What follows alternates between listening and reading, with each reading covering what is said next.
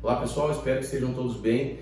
Dando uma sequência então à nossa temática aqui, a nossa temática do nosso produto de compliance empresarial, que busca sempre trazer para a sua empresa situações de conformidade legislativa, conformidade de procedimentos, conformidade com a cultura organizacional da sua empresa, com a imagem que a sua empresa quer passar perante a sociedade, perante seus clientes, perante os órgãos governamentais, órgãos judiciários e até mesmo perante os seus concorrentes. Não tenha dúvida de que uma empresa bem organizada, uma empresa que age em conformidade, certamente goza de uma excelente reputação perante todo e qualquer fator externo que a circunda.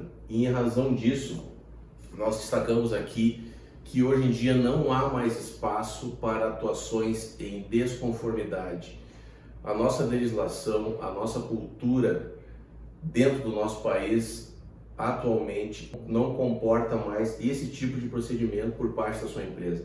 Então é muito importante que você fique atento a essas questões, que muitas vezes você não dá muita importância a algumas questões internas, algumas questões de procedimento, algumas questões do seu relacionamento com terceiros, com autônomos, com seus colaboradores, e são pequenas questões que formam um conglomerado de procedimentos, de situações que podem melhorar de uma forma significativa tanto a imagem quanto a rentabilidade e a produtividade dentro da sua empresa. Dentro dessa linha de raciocínio, nós vamos tratar aqui hoje da fase pré-contratual e da contratação dos seus colaboradores. Alguns tópicos aqui que nós avaliamos ser de grande importância, que você deve observar, certo? E que tenho certeza que lhe trarão grandes benefícios, né? O primeiro passo, então, é que você tenha dentro da sua empresa um procedimento padrão pré-determinado, que você coloque pessoas capacitadas para fazer a captação e a seleção de candidatos para as vagas que estão em aberto, certo? Esse procedimento padrão pode evitar que, de repente, a sua seleção não ocorra da melhor forma, que você venha contratar uma pessoa achando que ela vai suprir a vaga de uma forma satisfatória, quando na verdade você venha saber que não era bem aquilo que você necessitava. Você vai ter que reabrir esse processo de seleção, você vai ter que desligar aquele colaborador que você contratou, e isso certamente lhe traz um transtorno e também desdobramentos de questão financeira, certo? Então, esse procedimento padrão, nós destacamos aqui também, efetivamente, em você avaliar quais são os dados, quais são os documentos efetivamente necessários para o preenchimento de uma determinada vaga. Por que nós destacamos essa situação? Porque nós somos sabedores que existem julgados em que a empresa solicita informações, documentos que não são necessários para o preenchimento de uma determinada vaga.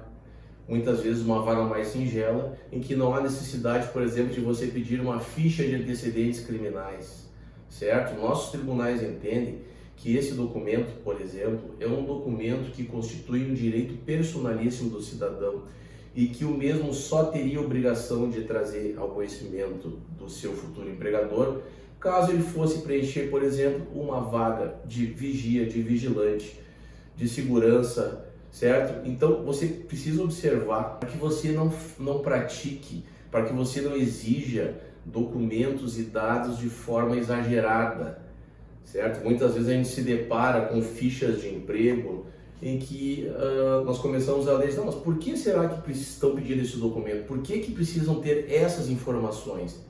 Certo? Então você tem que avaliar caso a caso. Não adianta você colocar um procedimento padrão para todas as vagas. Não, vamos lá, essa vaga nós precisamos de tais informações, não mais que isso. Para essa outra vaga, que já envolve, por exemplo, uma situação de cargo de confiança, uma situação que envolve o resguardo do patrimônio da empresa, muito bem, nessa situação nós podemos realmente exigir mais documentos, mais informações sobre aquele candidato. Então é muito importante você avaliar o que efetivamente é necessário, sob pena de você da empresa sofrer uma ação por indenização por danos morais já na fase pré-contratual, certo? Isso existe previsão e existe também precedente dentro dos tribunais do trabalho.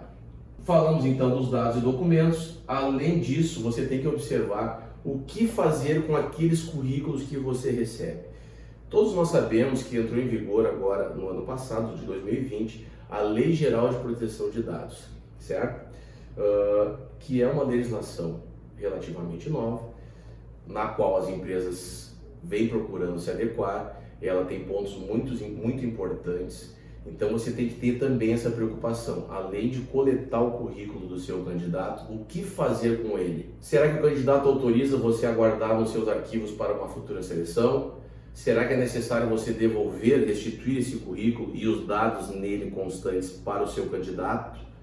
Então são questões que nós trataremos aqui oportunamente dentro da ótica dessa nova legislação, Lei Geral de Proteção de Dados, que é uma situação muito importante para a sua empresa, que você tem que se atentar. É uma legislação que já está em vigor e que você deve observar com muita atenção. Outra questão importante e que, por incrível que pareça, nós temos deparados com diversas situações de desconformidade é a questão do imediato registro na carteira de trabalho do colaborador que foi contratado, certo? Nós sabemos que hoje em dia a carteira de trabalho já é um documento digital, o que facilita esse procedimento, bastando o funcionário fornecer o seu CPF e os demais dados para que o registro seja procedido de forma virtual, certo? A dificuldade que se impunha em tempos retrógrados era em relação ao documento físico, que muitas vezes o colaborador não trazia e o tempo ia passando e a empresa não conseguia fazer a anotação, e se sabe que isso depois pode trazer uma repercussão judicial, uma repercussão de uma eventual ação trabalhista, o que na verdade ninguém quer. Então, o registro e a exigência da apresentação do documento físico ou das informações do documento digital é uma obrigação do empregador. Não adianta você depois alegar que eu solicitei, mas o colaborador não trouxe. Não é justificativo. É obrigação patronal exigir a apresentação do documento para que seja procedida a anotação do contrato de trabalho.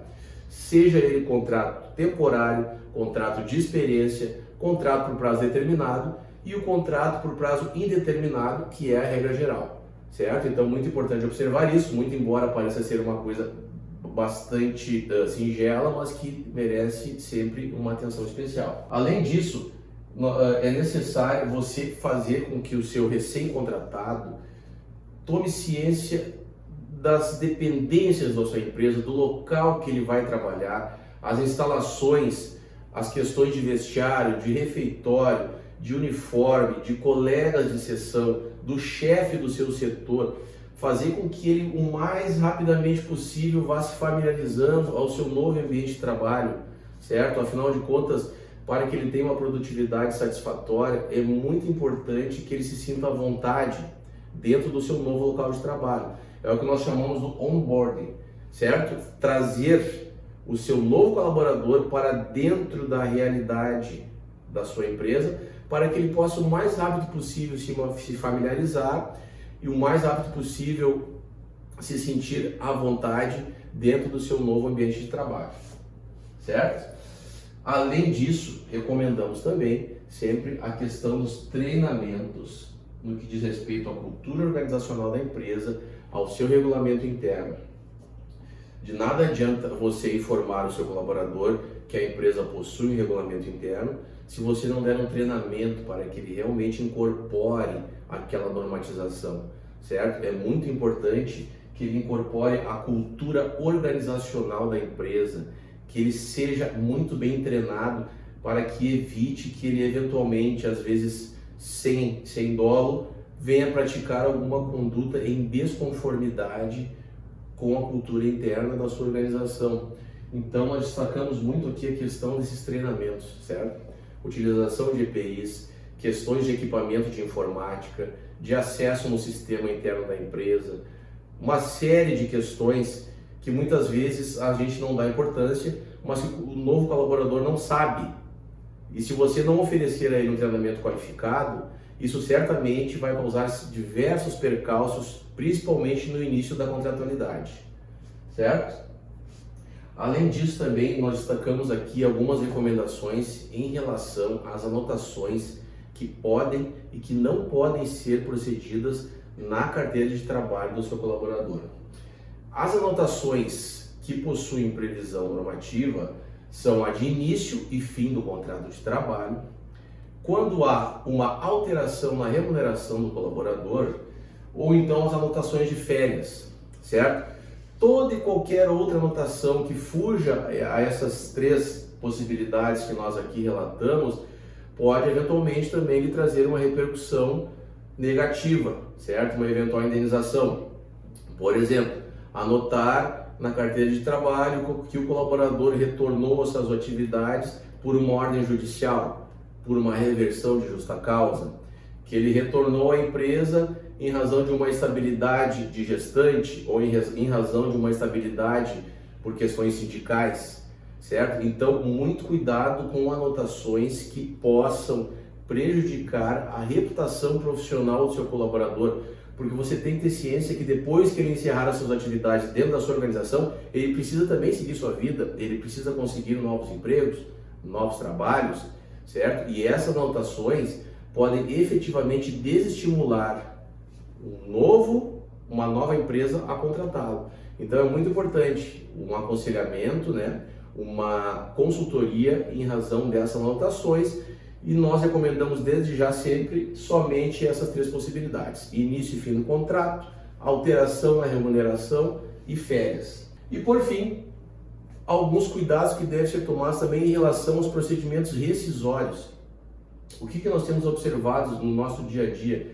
Que muitas vezes o colaborador é dispensado via aplicativo WhatsApp, ou é dispensado através de uma maneira não muito gentil, certo? Então, o mesmo cuidado que você tem ao admitir o seu colaborador é o cuidado que você tem que ter ao desligá-lo.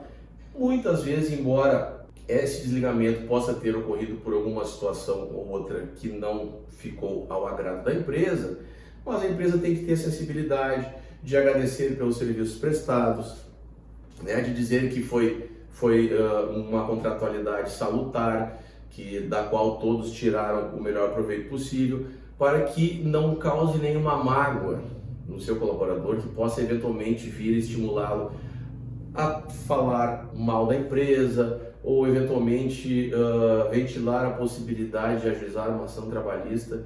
Então, aquele mesmo cuidado, aquela mesma atenção que você tem ao contratá-lo, nós recomendamos que você tenha também ao desligá-lo, tá ok? Não esqueça de se inscrever no nosso canal, ative as notificações, que você estará sempre atento aqui aos nossos novos conteúdos, tá ok? Muito obrigado!